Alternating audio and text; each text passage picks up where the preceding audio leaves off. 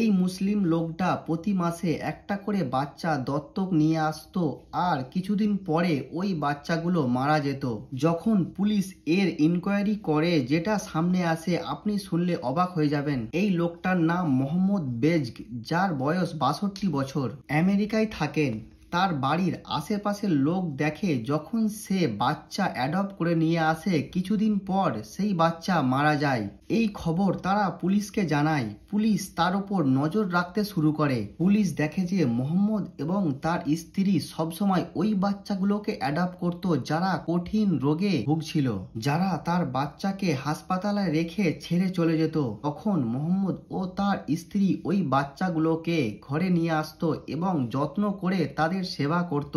আর যখন সেই বাচ্চাগুলো মারা যেত তখন তারা ওই বাচ্চাগুলোকে যত্ন সহকারে কবর দিয়ে আসতো। এরকম কাজ তারা কয়েক বছর ধরে করছিল, কারণ তাদের কোনো সন্তান ছিল না। সেই জন্যই হয়তো তারা এরকম কাজ করত। তাই এই লোকগুলোর জন্য মন থেকে একটা স্যালুট জানাই।